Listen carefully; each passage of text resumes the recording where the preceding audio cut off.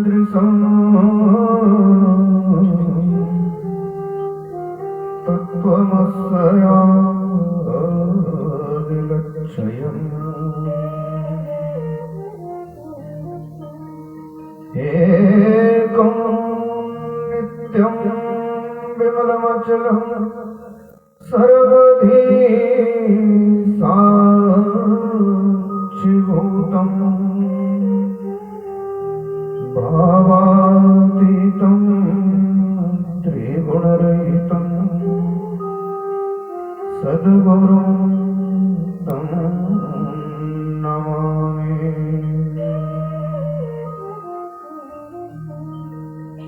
या देवी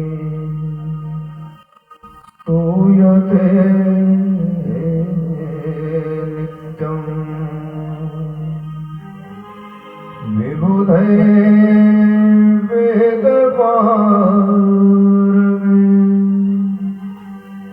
सा मे भवतु जीवग्रे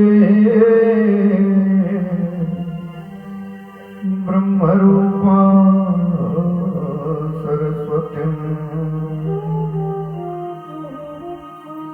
गजाननं भूतगणाधिसेवितं कपित्थजम्बो फलचारुभक्षणम्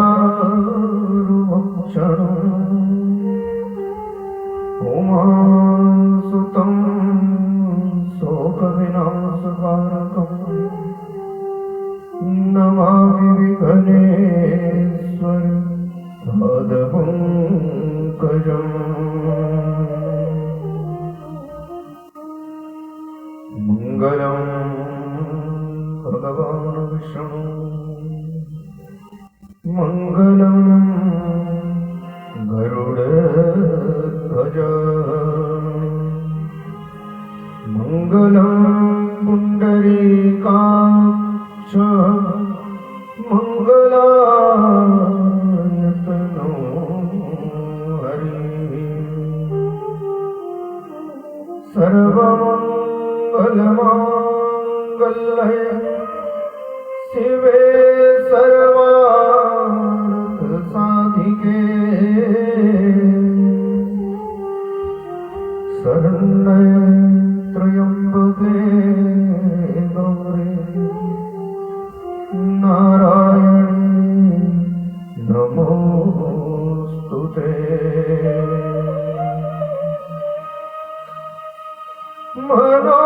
मनोजवं मारुततुल्यवेगं जितेन्द्रियं बुद्धिमतां वरिष्ठम् वातात्मजं वानरयूथमुख्यं श्रीरामदूतं शरणं प्रपद्ये। शङ्करं शङ्कराचार्यं केशवं वादरायणं सूत्रभाष्यकृतौ वन्दे भगवन्तौ पुनः पुनः।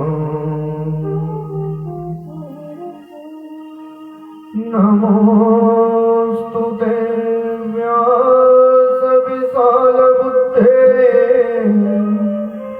फुल्लारविन्दयतवक्त्रनेत्रा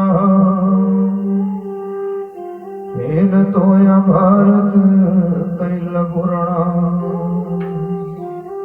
प्रज्वलितो ज्ञानमय प्रदीप।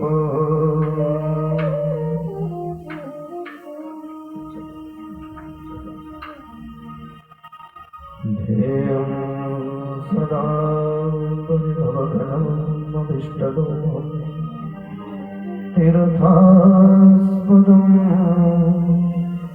शिवविरञ्जन्युतं शरण्यं विद्यारत्यां प्रणतपावधिभूतम्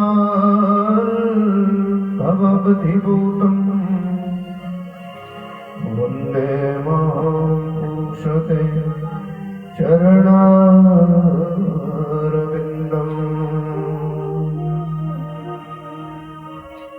विनायकं गुरुं भानु ब्रह्मा विष्णु महेश्वरा सरस्वतीं प्रणम्यादौ सर्वकार्यार्थं सिद्धये। ॐ श्रीमन्महागणाधिपतये नमः। ॐ भूर्भुवस्सुः श्रेष्ठदेवताभ्यो नमः। ॐ श्रीकुलदेवताभ्यो नमः। ॐ श्रीस्थानदेवताभ्यो नमः। ॐ श्रीग्रामदेवताभ्यो नमः। ॐ श्रीतत्करं प्रधानदेवताभ्यो नमः। ॐ श्रीसच्चिपुरन्दराभ्यां नमः। ॐ श्रीवाणी हिरण्यगर्भाभ्यां नमः। ॐ श्रीलक्ष्मी नारायणाभ्यां नमः। ॐ श्री उमामहेश्वराभ्यां नमः। ॐ श्री सर्वेभ्यो देवेभ्यो नमः। श्री सर्वेभ्यो ब्राह्मणेभ्यो नमः। श्री सर्वेभ्यो तीर्थेभ्यो नमः। ॐ श्रीमाता पितृ गुरुचरणकमलेभ्यो नमो नमः।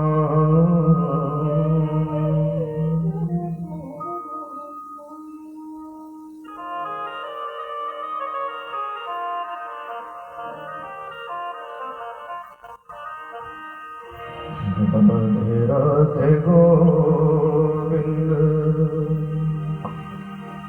गोविंद राधे राधे राधे गोविंद गोविंद राधे राधे राधे गोविंद गोविंद राधे राधे राधे गोविंद गोविंद राधे राधे राधे गोविंद गोविंद राधे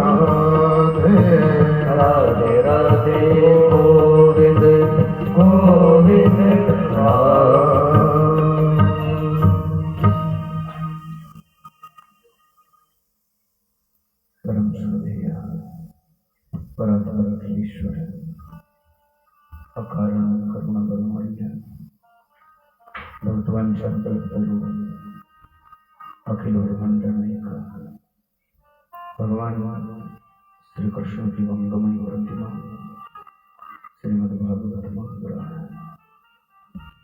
वृंदावन बिहारी लाल निर्वंश ठाकुर दैवादिदेव भगवान शंकर आदिशक्ति जगत जननी नाम भगवान इस क्षेत्र के समस्त देवी देवतागण परमादरणीय संत वृंद श्रद्धेय विद्युत मंडली सर्वाग्रगण्य विद्वान महानुभाव एवं तीर्थ तुल्य साधन पवित्र गृहवाटिका के पुण्य प्रांगण में श्रीहरि की अपार कृपा से श्रीमद् भागवती वार्ता की रसपान करता पावन पवित्र आप समस्त पुण्यात्मा सर्वविदित हैं। श्रीमद् भागवती कथा को लेकर हम आप सब संदेह रूप से एकत्रित हैं। आज हमारे यहाँ इस सप्ताह ज्ञान महायज्ञ का निर्विघ्नतया छठा दिन है। भगवान की अति कृपा का फल कोई विघ्न नहीं, कोई बाधा नहीं। आइए परम पूज्य सदगुरुदेव भगवान को वंदन करके आज की इस दिव्यहारी चर्चा को प्रारंभ करें।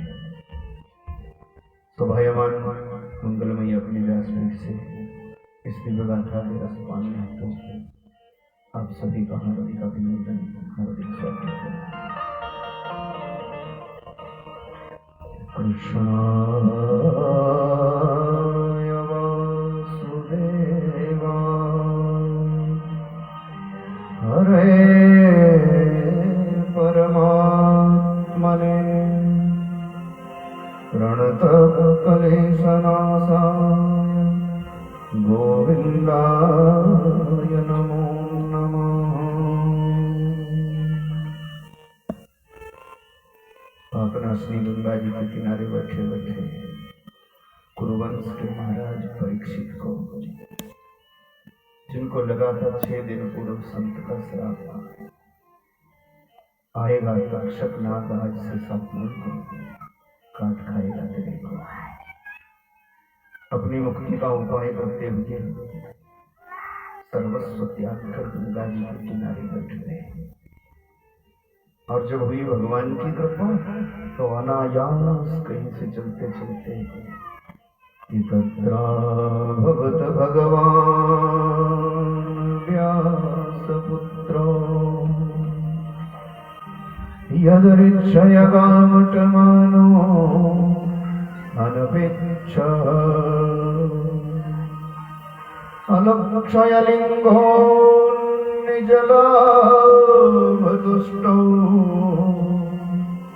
मृतश्च बालैरवधूतवेषा।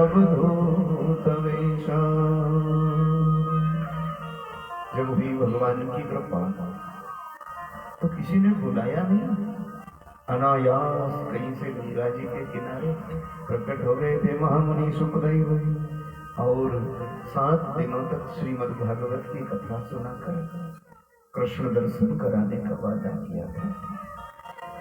आज बैठे बैठे 6 दिन हो गए। एक दिन जिनकी जिंदगी का बचा है वही राजऋषि परीक्षित। भीड़ बड़ी भारी है, गंगा जी के किनारे बैठे बैठे सदगुरु महामुनि सुखदेव से सुनते भागवत की कथा। और मजे की बात देखिए, आज महामुनि सुखदेव ने भय नाम की कोई चीज चेहरे पर है ही नहीं और निश्चित है कि कल तक्षक नाग आएगा, काट खाएगा, मर जाना है। फिर भी खिला खिला चेहरा लेकर के बैठे। महामुनि सुखदेव ने परीक्षा की, राजन 6 दिन हो गए भूखे प्यासे बैठे, कुछ खाया पिया नहीं, कुछ खा पी ले, जलपान कर ले, फिर सुनाऊं तेरे को कथा। वो तो परीक्षा कर रहे थे कि भाव कैसा है, कुछ खा पी ले, कुछ जलपान कर ले, तब तेरे को कथा सुनाऊं। ऐसा वाक्य निकला ही गुरुजी के मुख से। और परीक्षित की आंख भर आई। परीक्षित ने कहा, गुरुजी इसका मतलब कि मैं अधिकारी नहीं हूं, एक दिन बचा है इसकी जिंदगी का। गुरुजी ना तो मेरे को भूख है ना प्यास है। आप भूख की बात करते, अपने को प्यास भी लग रही नहीं लग रही, क्यों? कि नहीं शाति बाधते क्षुन्नमां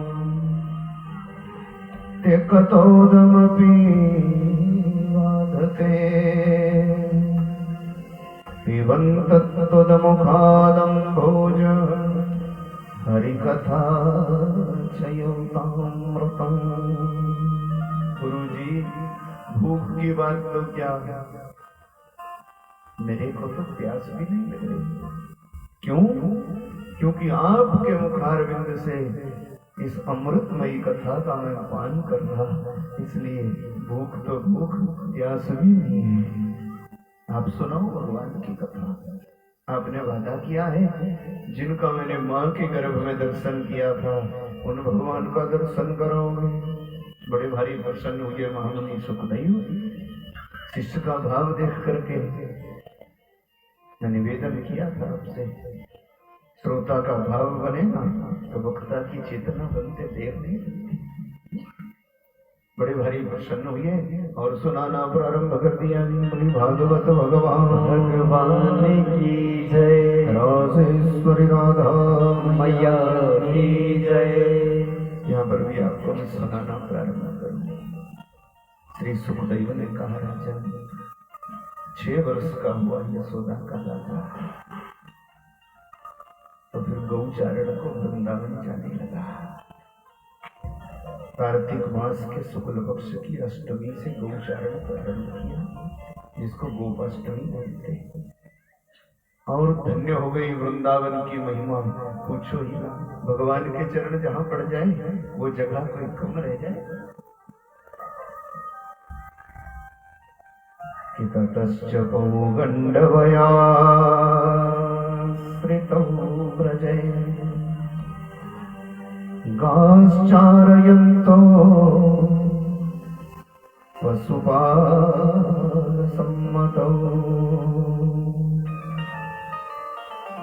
हजारों लाखों गोपांगनाएं, करोड़ों करोड़ों बंदे तड़के में भगवान चले जाते हैं। रोज का नियम है। भोजन की टोकरी दे देती मैया, सब ग्वाल वाल अपना अपना भोजन ले जाते हैं। घुंघराले बाल, मोर का मुकुट, काली कमरिया और एक हाथ में भोजन की टोकरी, कमर में बांसुरी ठूस के रखते, एक तरफ बैल का सींग बांध के, वो खिलौना है भगवान का। ऐसी मनोहर छवि है। करोड़ों करोड़ों कामदेव भी लज्जा जाते हैं जब भगवान निकलते गौचारण करते। उसी का वर्णन कर रहे महामुनि सुखदेव। कैसी छवि है कन्हैया की। वृद वेणु जठर पट्टयो श्रृंगवित्रे चकच्चे, कंधे में लटका रखी बेंत की छड़ी, एक तरफ को बांसुरी, एक तरफ को बैल का सींग, खिलौना भगवान। ग्वाल वालों से घिरे घिरे कन्हैया, रोज का नियम है, तड़के में निकल जाते। कार्तिक महीने से किया गोचारण प्रारंभ, समय चलता गया। धीरे धीरे शरद ऋतु आई और तरह तरह के जामुन आदि के फल पक गए वृंदावन में। ऐसी कथा है। इन बल फलों का भक्षण करते करते भगवान गौचारण का आनंद लेते हैं। धन्य है वो जीव। सुखदेव कहते राजन, एक पत्ता पत्ता धन्य है। गौएं घास थोड़ी ही खाती, पूरा दिन कन्हैया को देखते देखते बिता देती। गोपांगनाओं का और चिंता थोड़ी रहती। एक टक कन्हैया को दिखती रहती। और सुखदेव कहते राजन धन्य है वृंदावन की हिरणिया। हिरण इतना चौकन्ना जानवर होता, हिरण देखा है आपने? इतना चौकन्ना होता, थोड़ी सी आहट हो तो भाग जाता है।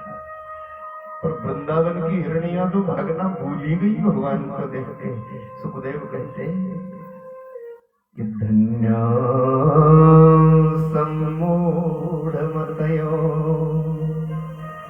हिरण्यापिते विचित्रम उपातम नंदनंदन वेशम। मूढ़मती हिरणिया धन्य है राजन, जो पूरा दिन कन्हैया को देखते देखते बिता देती।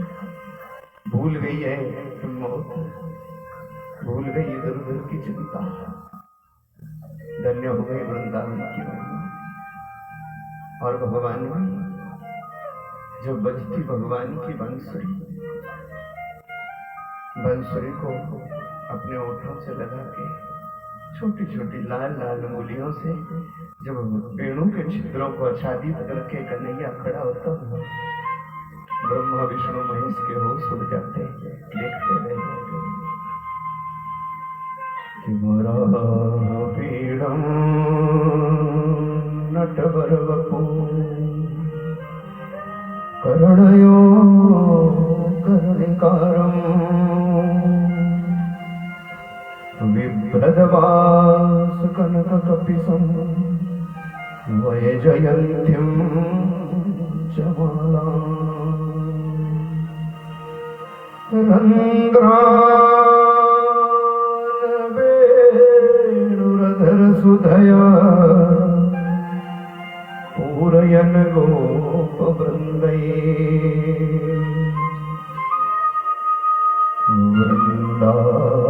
वृंदारण्यं स्वापदरमणं प्राविशद्गीत कीर्ते। सुखदेव कहते राजा इस वेणु गीत की महिमा का वर्णन कहाँ तक करेंगे। धन्य हो गया वृंदावन। रोज का नियम था, सब भूल गए सब कुछ और प्राण सबका कन्हैया है। उठते बैठते चलते फिरते सोते जागते यादों में कन्हैया के अलावा कुछ नहीं। सोते सोते तो भगवान का साथ, ये जागते जागते भगवान का साथ, सोते सोते कन्हैया की याद। बस यूं ही पूरा दिन रात गुजर जाता है। ऐसे धन्य है वृंदावन की महिमा राजा। कार्तिक महीने से भगवान ने गौचारण प्रारंभ किया और चलते चलते जेठ आषाढ़ का महीना गया। एक दिन की घटना है, भगवान की गाय आ रही थी वृंदावन से। गर्मी का मौसम है, जेठ आषाढ़ का महीना। प्यास लगी थी गौओं को, ग्वाल वालों को। और राजन गलती से जमुना का जल पी के सब प्राणहीन हो गए। भगवान ने एक नजर से सबको जिंदा किया। ऐसे सुनाया ना मुनि सुखदेव ने। परीक्षित ने कहा गुरुजी जमुना तो पतित पावनी है, पवित्रा है, भगवान की पटरानी है, फिर जमुना का जल पीकर के ग्वाल मर गए, गौएं मर गई, ऐसा क्यों? सुखदेव ने कहा जमुना तो पतित पावनी है राजन, पर कभी कभी ना कोई दुराचारी, कोई दुष्ट किसी के अमृत तुल्य जीवन को भी भ्रष्ट कर देते हैं। इसीलिए कुसंग से बचना चाहिए। ऐसा क्या था गुरुजी? सुखदेव ने कहा राजन कि था नाग कालिया जमुना तट पर जिसने धूम मचाई थी। नाग कालिया जमुना तट पर जिसने धूम मचाई थी। नाग कालिया यमुना तट पर जिसने धूम मचाए थे। दुखी थे उसके दुख से सब जन नारद लीला गाई थी। दुखी थे उसके दुख से सब जन नारद लाए। जमुना में विषैला कालिया नाग रहता था और जहाँ रहता विषैला कालिया नाग वहां पर इसके विषैले इस महाविश्व से ही खोलता रहता जमुना का जल। और कोई पांख बुखे रोड करके भी जाता ना तो विषैली भाग की चपेट में आके गिर जाता कालिया कुंड में, उसी को खाया करता ये कालिया। गलती से ग्वाल वालों ने पी लिया जमुना का जल, प्राण शून्य हो गए और भगवान ने भी एक नजर से सबको जिंदा कर दिया। ये तो प्रभु है, फैसला कर लिया कल कालिया नाग को भगाएंगे, जमुना को पवित्र करेंगे।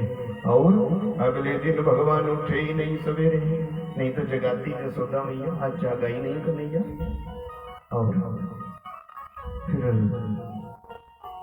बड़ी देर के बाद जागा जब दाऊ भैया और गोपांगनाएं चली गई, गोचारण छोटे छोटे मित्र हैं भगवान के, तन सुखा मन सुखा धन सुखा श्री राम मधु मंगल शुभ नंदन आदि आदि। सो कोई भी गया नहीं आज गोचारण कर, बस कन्हैया देर से जागा ही था।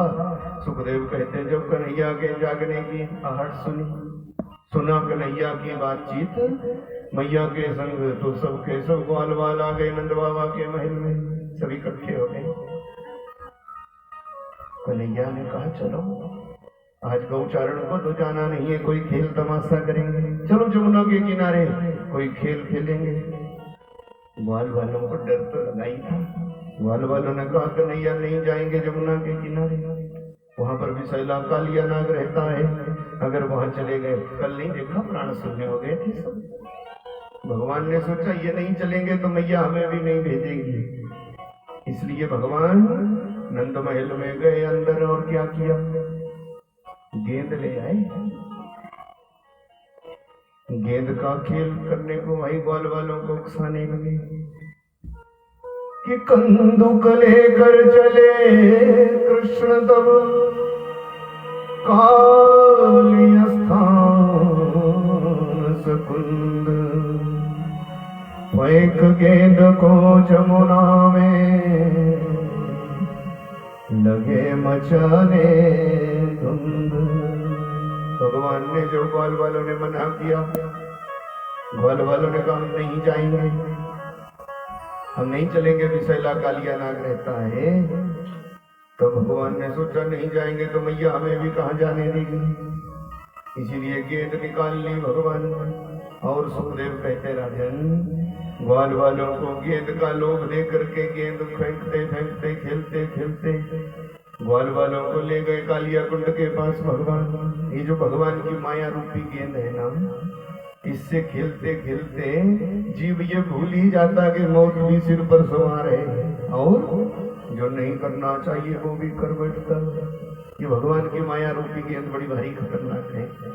भगवान ने माया रूपी गेंद निकाली तो ग्वाल वालों को कालिया नाग का डर ही भूल गया कि यहाँ तो मौत रूप कालिया नाग भी रहता। चलते चलते पहुंच गए जी ये जमुना के किनारे और लगा गेंद का खेल होने।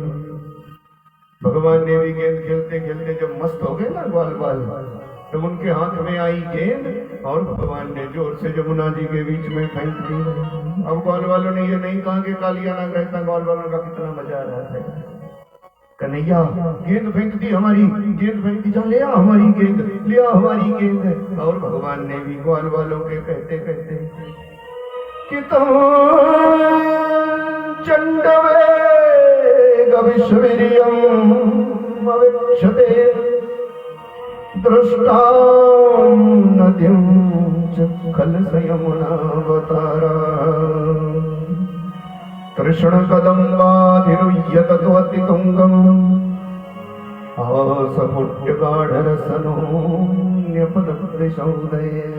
सुखदेव कहते राजन भगवान ने खोलते हुए प्रचंड जमुना के वेग को देखा और एकदम से कदम्ब के पेड़ पर चढ़ा कन्हैया लो जी जमुना में छलांग लगा ली। कृष्ण भगवान की जय।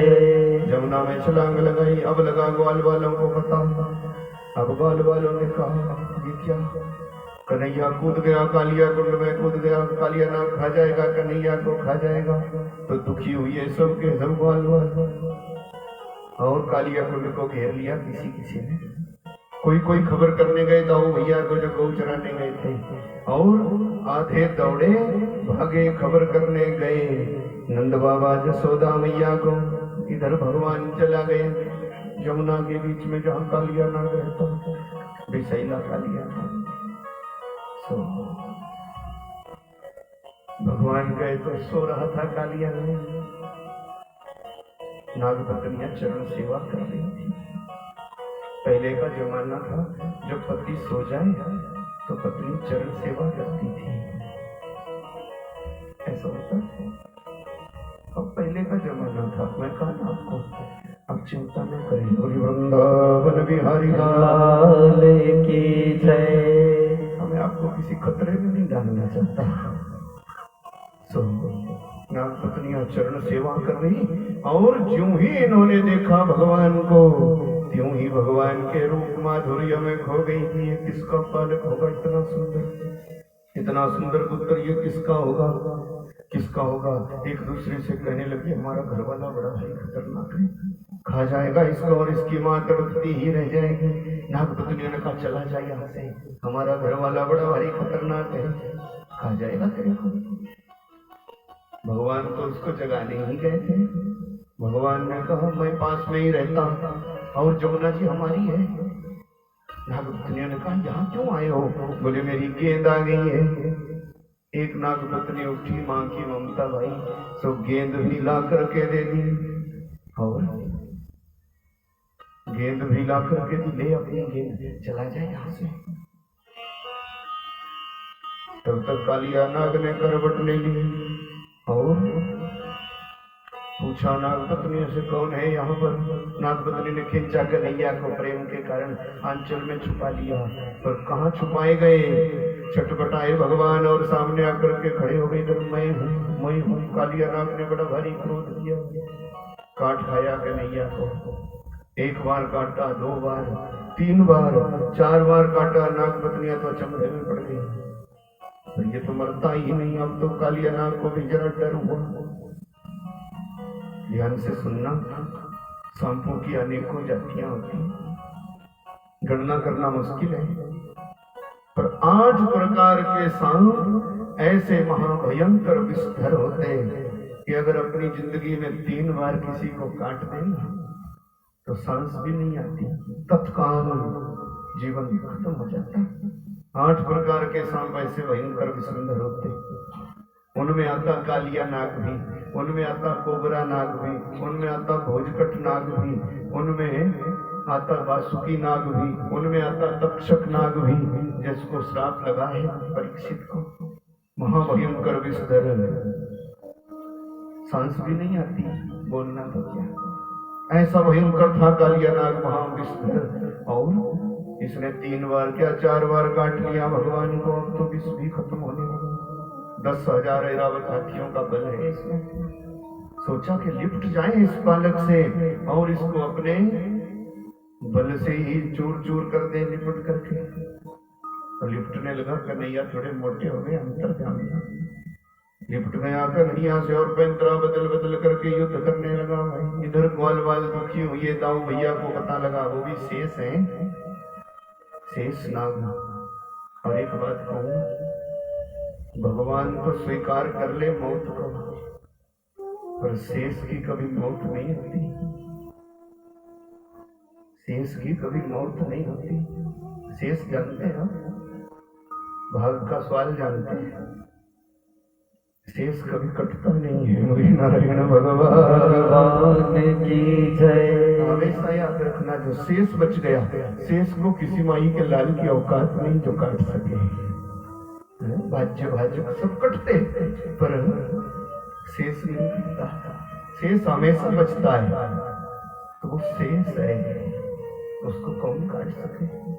सब जानते हैं बलराम तो चले ही आए भाई, और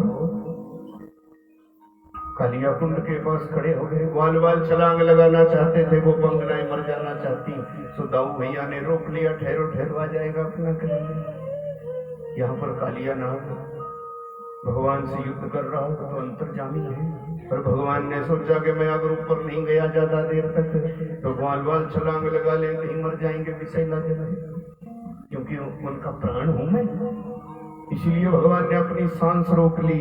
प्रकृति का नियम है, कुछ जीव जल में रहते, कुछ थल में रहते, कुछ जल थल दोनों में रह जाते, कुछ डूब जाते छलांग लगाने पर, कुछ तर जाते। भाई चौपाया छलांग लगाए ना पानी में तो डूबता नहीं है, तर जाता। और मनुष्य छलांग लगाए, उसको तैरना ना आए तो डूब जाता, और तब तक ऊपर नहीं आता जब तक सांस चलती रहती है, मरने पर ही तरता। भगवान ने सोचा हमारा मनुष्य शरीर है, सांस चलती रहेगी तो हम ऊपर तो जाएंगे नहीं।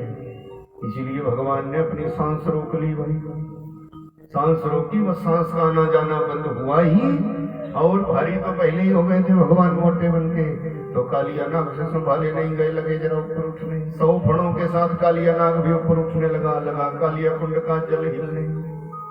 घबराए ग्वाल वालों ने कहा देखो दुष्ट कालिया नाग हमारे कान्हा को खा के कैसा मस्त हो रहा, तभी हिल रहा कालिया कुंड का जल, चलो हम भी डूब जाते। दाऊ भैया ने कहा रुको रुको भाई थोड़ी देर रुक जाओ। भोले भाले ग्वाल वाल जोर जोर से चिल्लाते कन्हैया कन्हैया कन्हैया। और तभी देखा ग्वाल वालों ने भगवान की माया, कालिया नाग में लिपटा मरा हुआ कन्हैया जो ऊपर को निकला। तम नाग भोग परिवितम अदृष्ट चेष्ट आलोक्य तत सखा पशुपा प्रशारता। प्राण रोक लिए थे ना भगवान ने, तो मरे हुए कन्हैया को जब देखा ग्वाल वाल व्याकुल हो गए। ओ दुष्ट कालिया नाग खा गया हमारे कन्हैया को, खा गया, देखो शरीर नीला पड़ गया है, देखो मर गया है अपना कन्हैया मर गया। दाऊ भैया तो ये नजर बचा के ग्वाल वाल कूदने को ही हो गए। तो भगवान ने सोचा ये दाऊ की नजर बचा के कूदेंगे और मर जाएंगे, इसीलिए तुरंत रूप छोटा किया भगवान ने। और कालिया नाग के चंगुल से छूट के नटखट कन्हैया ने लगाई छलांग, तो कालिया नाग के फणों पर सवार हो गए। ग्वाल वालों ने अल्लाह किया जिंदा है अपना कन्हैया, जिंदा है जिंदा है जिंदा है, आ जाओ बाहर आ जाओ बाहर आ जाओ। दुष्ट कालिया नाग बड़ा भारी खतरनाक है। ग्वाल वालों ने अल्लाह किया और भगवान ने हाथ हिला के ग्वाल वालों का विभाजन किया। कालिया नाग के फणों पर सवार हो गए। कमर से निकाली बांसुरी, भेड़ों के चित्रों को आच्छादित किया अपनी अंगुलियों से, और प्राण भरे जो बांसुरी में, तो देवी देवता आकाश में आ गए भाई। और ग्वाल वाल चारों तरफ से घेर करके कालिया कुंड को खड़े हो गए। उसी का वर्णन कर रहे महामुनि सुख रहे हो कि देखो कालिया के फण पर नाचत कन्हैया, देखो कालिया के फण पर नाचत कन्हैया, देखो कालिया के फण पर नाचत कन्हैया, देखो कालिया के फण पर नाचत कन्हैया, देखो कालिया के फण पर नाचत कन्हैया, नाचत कन्हैया मेरो नाचत कन्हैया, नाचत कन्हैया मेरो नाचत कन्हैया, देखो कालिया के फण पर नाचत कन्हैया, देखो कालिया के फण पर नाचत कन्हैया। भगवान नृत्य करने लगे, ग्वाल वाल सब देख रहे हैं, देवी देवता आकाश से देख रहे। और कुछ ग्वाल वाल गए थे ना नंद बाबा को खबर करने, जसोदा मैया को, पागलों जैसी हो गई मैया, कन्हैया को खा गया कालिया नाग, खा गया कालिया नाग। दौड़ी दौड़ी आई पागलों की तरह नंद बाबा, साथ में दौड़े दौड़े बूढ़े बूढ़े ग्वाल वाल। पर यहाँ क्या देखा अचंभा, जब पहुंचे जमुना के तट पर, तो पहुंचे तट जमुना पर जब ही लिए नंद जसोदा साथ, नाग लीला थे कृष्ण कर रहे, बज रही बांसुरी हाथ कि नाग लीला थे कृष्ण कर रहे, नाग लीला थे कृष्ण कर रहे, बज रही बांसुरिया। दौड़ पड़ी यशोदा मैया, कूदने को हो गई, पर दाऊ भैया ने रोक लिया। ठीक है, अपना कन्हैया थोड़ी देर में आ जाएगा। मैया को मनाया, रोका। इधर भगवान ने भी क्या किया, ऐसा नृत्य किया कालिया नाग के फणों पर कि त्रिलोकी मदहोश हो गई। पूछो ही, आकाश से देवी देवता देख रहे, और बाल बालों में तो तब आनंद आ गया। कब भर 100 फण थे ना कालिया नाग के। यदनमंते न यतस्सिर, जिस सिर को झुकाता नहीं है ना, दुष्ट है।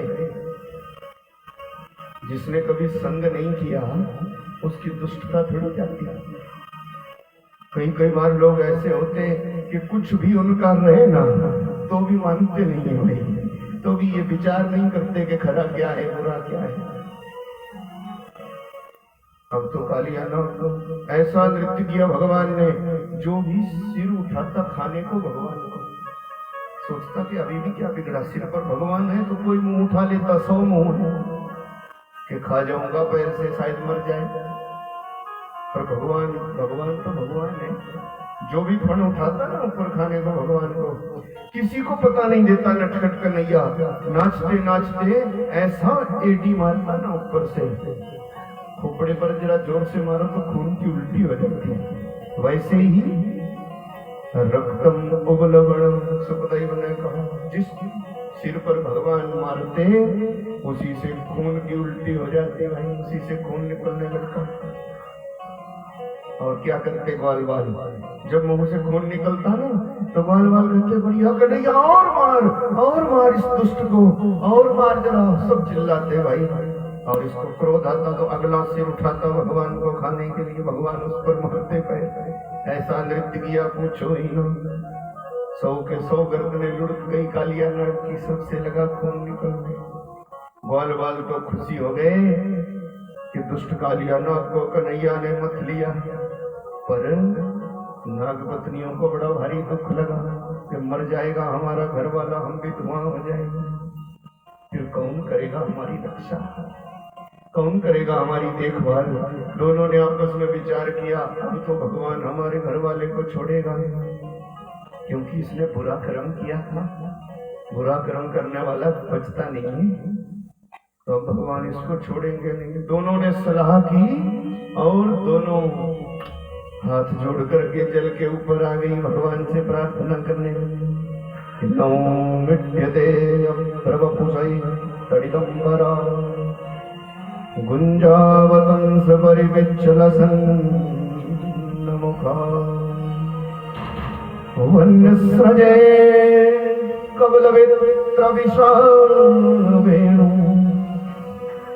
लक्ष्मश्रिय मृदुपते पशुपांगजा। अब प्रणाम करती है आपको, छोड़ दो हमारे घर वाले को, ये मर जाएगा, हम भी धुआं हो जाएगी, फिर कौन हमारी रखवाली करेगा। नागपत्नियों ने कहा, प्रभु 100 पुत्र भी हो जाए तो भी नारी की रक्षा करने में असमर्थ है। पति के द्वारा ही रक्षित है नारी का जीवन, पति के बिना निस्सार हो जाता उसका जीवन। आपने एक मर्यादा बनाई है प्रभु, तो हमारी रक्षा करो। आपने नारी जाति के लिए मर्यादा बना रखी है, तो हमारा घर वाला मर जाएगा, मर्यादा टूट जाएगी। आप तो शरणागत वत्सल हैं, हम आपकी शरण हैं, छोड़ दो हमारे घर वाले को। मर्यादा क्या है कि पति बिनु नारी मृतक समान,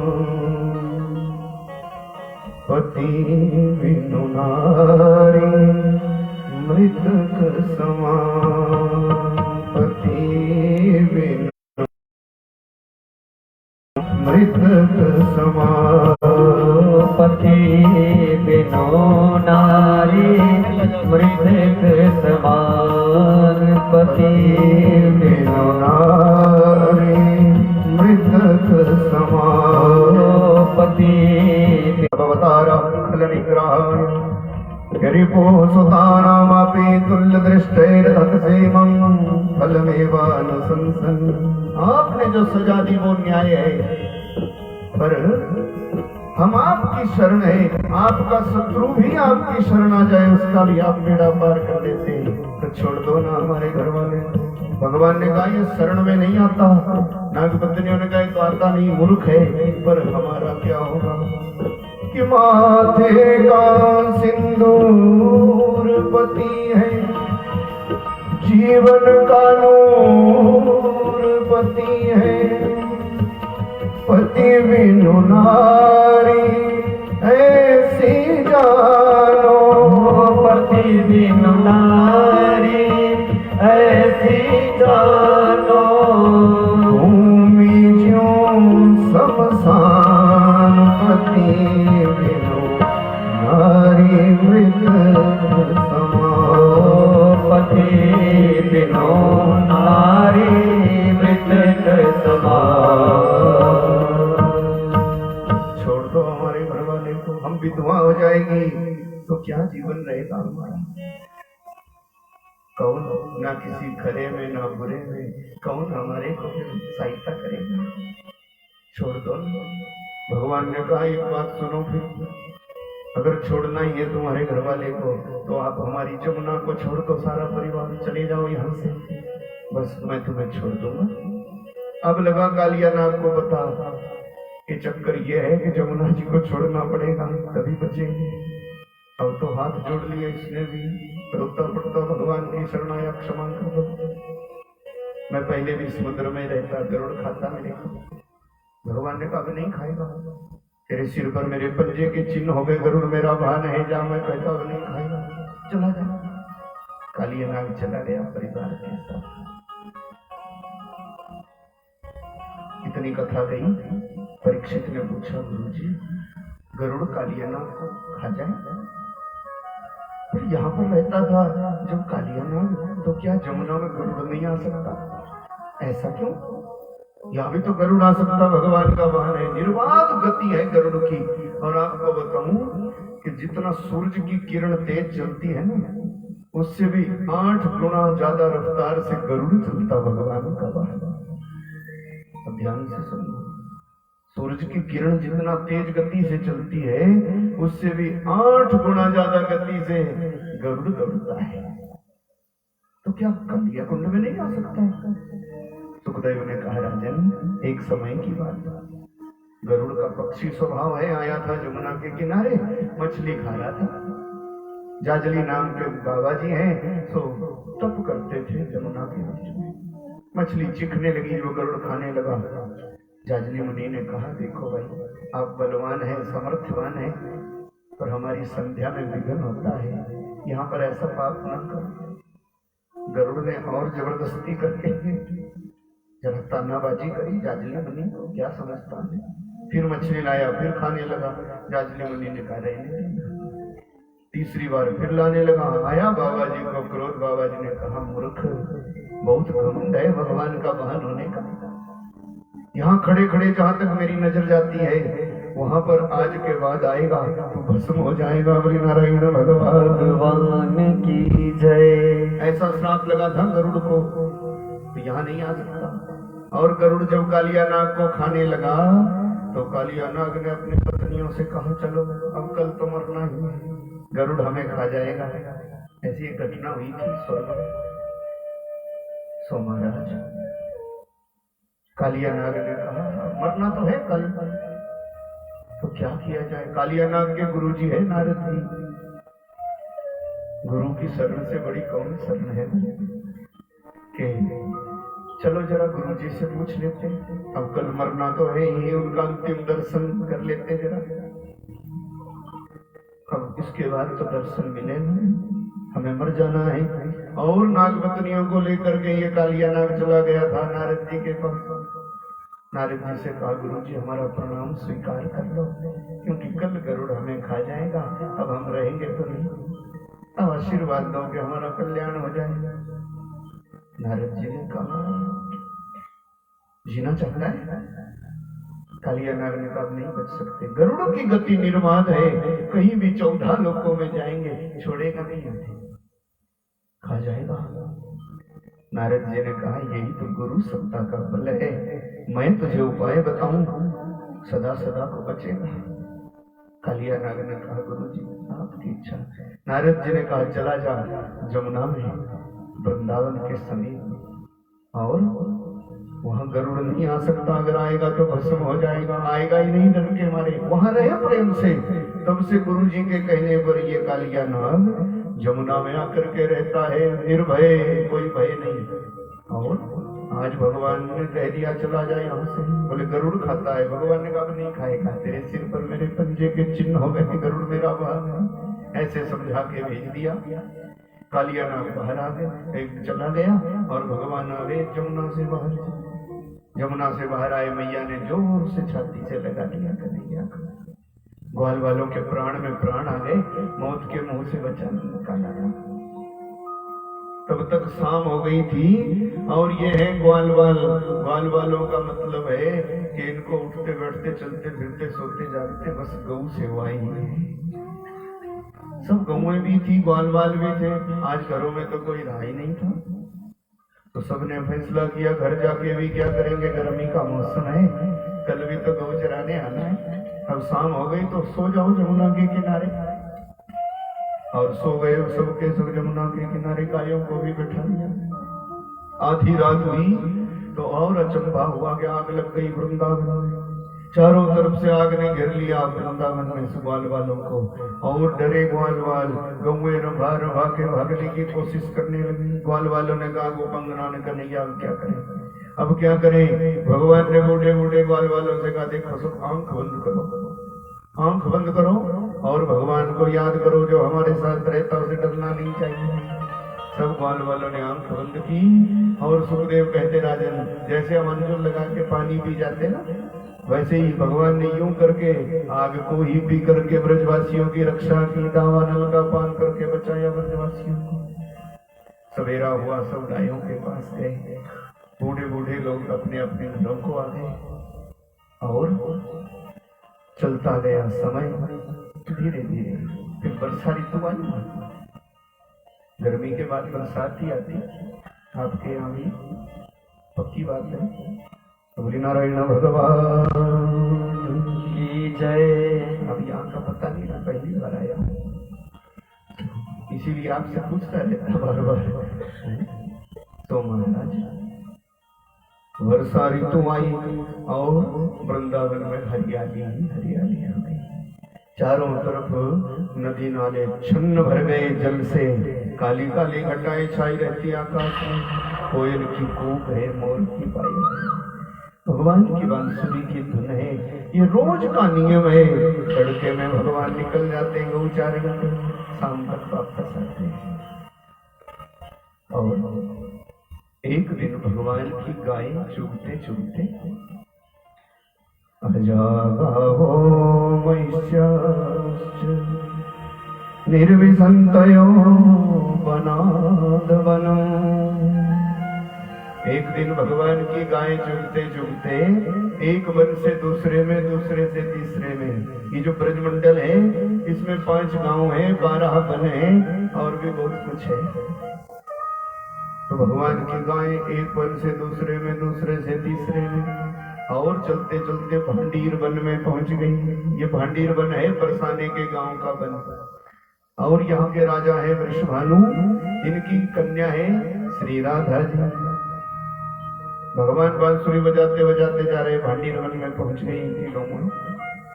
और श्री राधा जी की सखियों ने देख लिया, ध्यान से सुनना, ललिता विशाखा मोहिनी जया भद्रा आदि दौड़ती दौड़ती गई श्री राधा जी के पास। जिनका तू मन ही मन चिंतन करती है, वो आज गाय चराने हमारे वन में है। श्री राधा जी ने कहा क्या कन्हैया है, जाओ ना देखो। ऐसा नहीं हो सकता कि भांडीर वन की महिमा वृंदावन से ज्यादा नहीं है, वो क्यों आएंगे हमारे वन में। ललिता विशाखा से कहा तुमने ठीक देखा है, बोले वही है।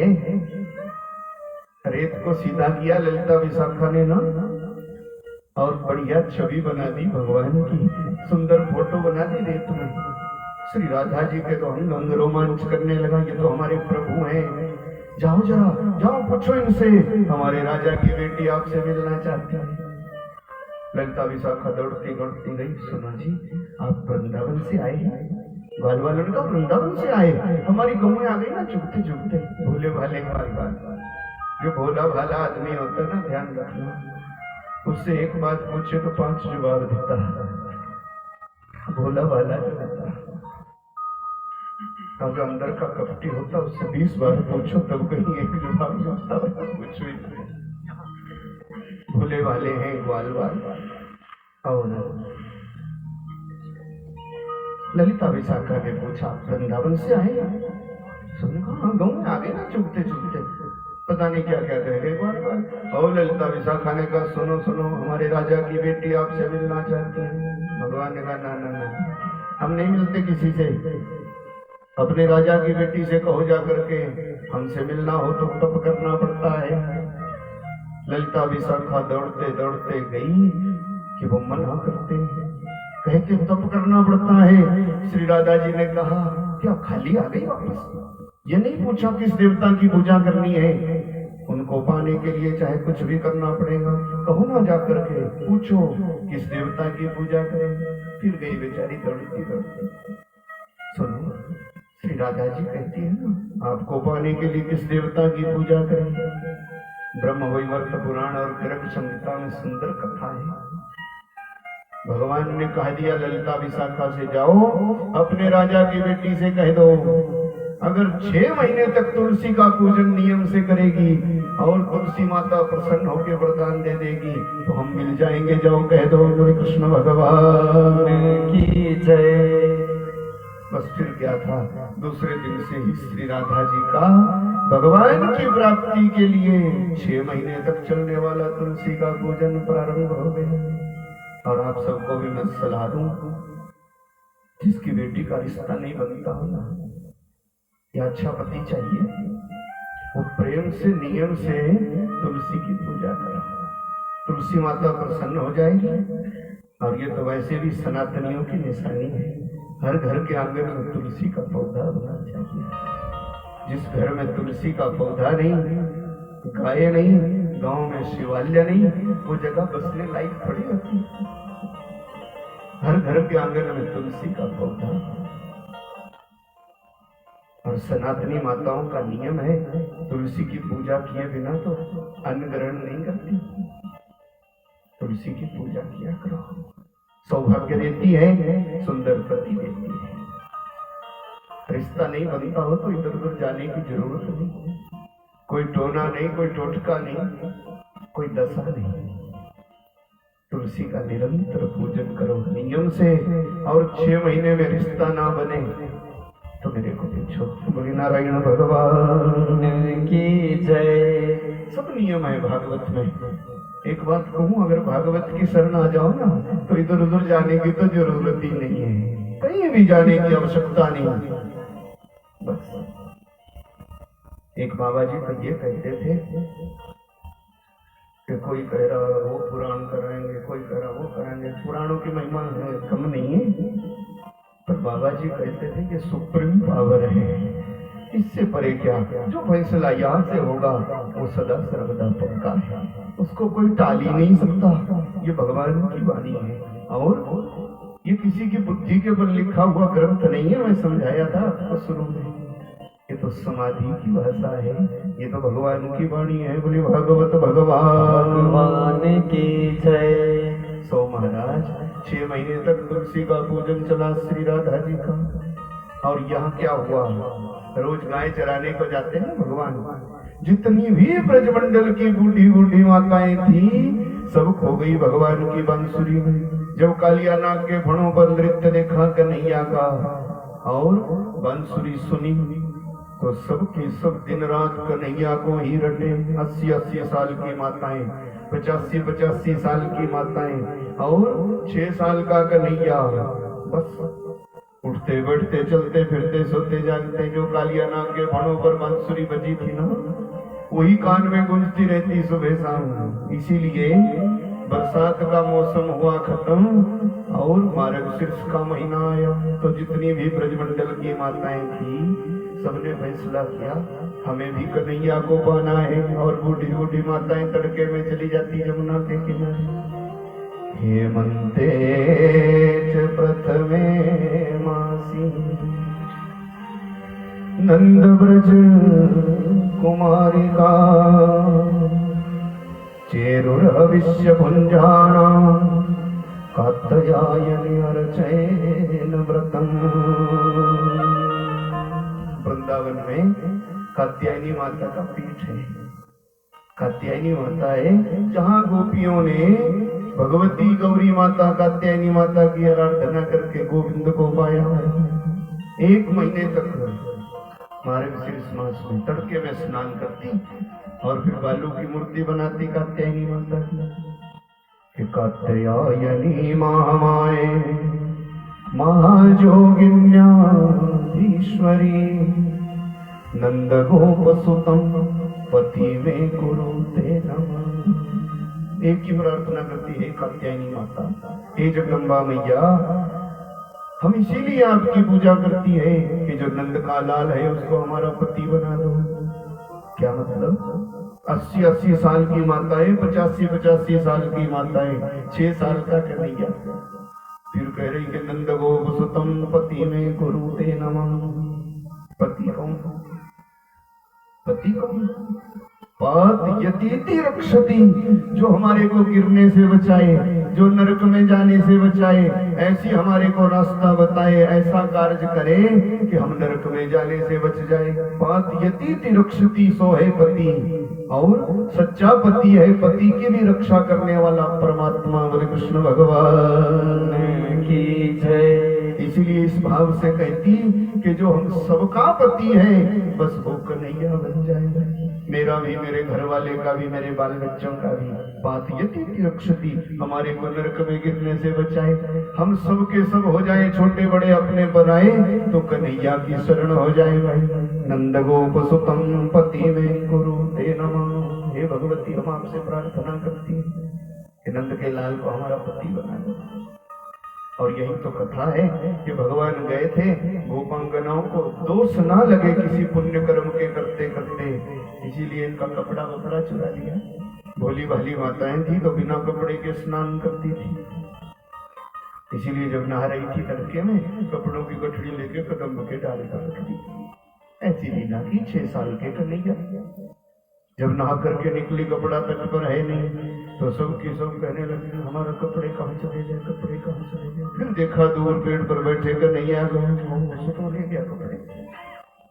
कोई कहने लगी देखो धर्म जाता है, मर्यादा टूटती है, दे दे हमारा कपड़ा।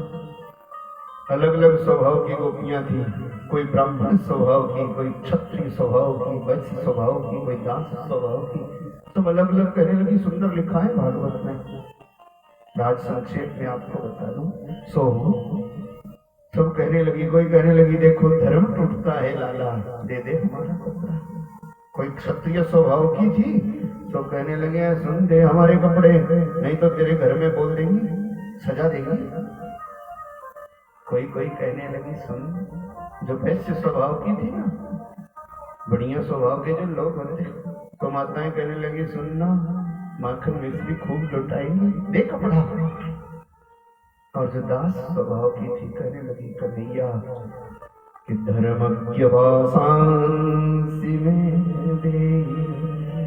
सुंदर लिखा था, आप धर्म के जानकार हैं, हम आपकी सेवा करेंगे तन मन से, दो ना हमारा कपड़ा। भगवान ने जब ये शरण हो गई तब कपड़े वापस दे दिए और कहा जमुना का अपमान होता है, कभी भी बिना कपड़े के स्नान नहीं करना चाहिए। तीर्थ में तो ये भूल ही जाओ, पर घर में भी कभी बिना वस्त्र के स्नान करना नहीं चाहिए। हमारे अंग पर चाहे 4 अंगुल का ही कपड़ा हो, पर जरूर होना चाहिए। शरीर वासना का घर है और वरुण देवता का अपमान होता, तीर्थ की मर्यादा घट जाती। भाई वरुण देवता है, जल देवता है, इसलिए बिना वस्त्र के कभी स्नान करना नहीं चाहिए, इससे दोष होता है। गोपांगना ने कहा ज्ञानी है, हम आपसे प्रार्थना करती हमारे कपड़े दे दो। भगवान ने कहा तो लो, और कपड़ा पहन करके रखा करो, बिना वस्त्र के स्नान करती हो, ये हार्ड मांस की देह। तो सुखदेव तो कहते राजा जीव कपटी है, कुछ कुछ गोपांगनों में लेश मात्र अहंकार भी था। कभी कभी हमारे को घमंड हो जाता, कभी विद्या का घमंड हो जाता, कभी धन का घमंड हो जाता है, कभी रूप का घमंड हो जाता, तो कभी अपनी देह का घमंड हो जाता, कोई बलबुद्धि का घमंड, कोई रूप सौंदर्य का घमंड। भगवान ने सोचा ये सारा घमंड चूर कर दें गोपांगनाओं से, इसीलिए कहा कि बाहर आओ, बाहर आओ। और जब तक बाहर नहीं आई तब भगवान ने कहा सुनो, इस देह से घमंड करोगी, अपने रूप सौंदर्य को, अपनी देह को ही सब कुछ मानोगी, तब पर नहीं पाओगी। ये तो हाड़ मांस की देह है, भजन साधन है, इससे भजन बनाओ, सजाओ समारोगी, पर भजन जरूर करो, अपराध ना करो इस देह से, बिना वस्त्र के स्नान न करो, जमुना का अपमान होता है। बढ़िया कपड़ा पहन करके रखो, भगवान नहीं होता। रास जीवात्मा का परमात्मा से मेल होता, जब जीवात्मा संसार के सब चक्रों को भूल करके केवल प्रेम में सन करके रस रूप होकर के भगवान की तरफ बहे केवल, और भगवान उस जीवात्मा को मुक्त करके स्वीकार कर ले, उस स्थिति का नाम ही रास है। बोलिए रास रासेश्वर भगवान।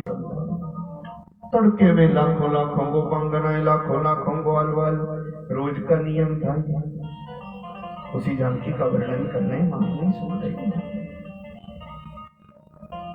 मोर मुकुट सोना लालया मोदया कुंडला, वाले ने वन मोदया कुंडला, वाले ने श्यामा श्यामा। मोर मुकुट सोना लालया मन मोहया कुंडला, वाले ने मन मोहया कुंडला, वाले ने श्यामा श्यामा। मोर मुकुट सोना लालया हो मन मोहया कुंडला, वाले ने हो मन मोहया कुंडला, वाले ने श्यामा श्यामा। मोर मुकुट सोना लालया हो मन मोहया कुंडला, वाले ने हो मन मोहया कुंडला, वाले ने श्यामा श्यामा। ऐसा रोज का नियम है, तड़के में भगवान चले जाते हैं गोचारण, तो बाहर से बोलो ना 2 मिनट तक मेरा दी है वृंदावन की।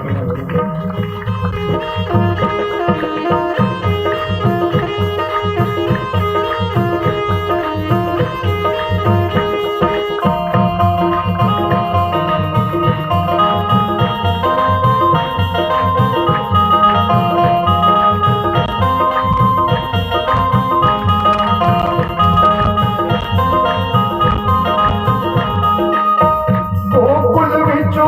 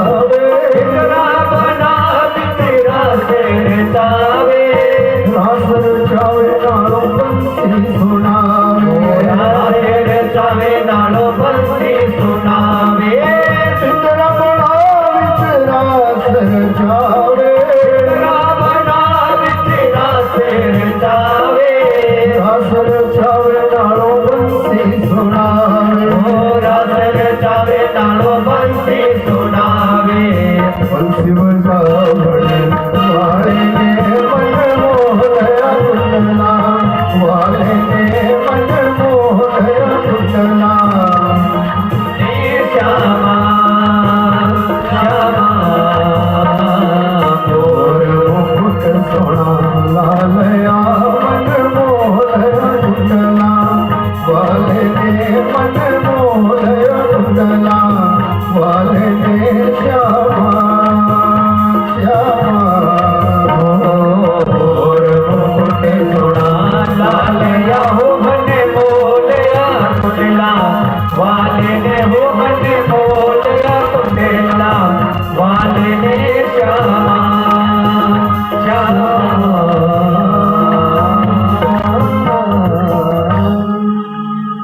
ऐसे निराली है वृंदावन की देवी देवता आकाश से देखते रहते लीला, रोज का नियम है, क्या बखान करें। वृंदावन के वृक्ष को मर्म न जाने कोई, डार डार पात पात पे श्री राधे राधे। रोज का नियम था, समय चलता गया और एक दिन भगवान शाम को जब गौएं चरा के वापस आ रहे थे, आज पूरे ब्रजमंडल में पकवान ही पकवान की सुगंधी आई, पकवान ही पकवान, और आज पकवान की सुगंधी आ रही तो भगवान गए घर में, पूरी कचौरी बना रही जसोदा मैया। आज तो खाने को पूछती नहीं तो आते ही खिलाती वहां परमेश्वरी।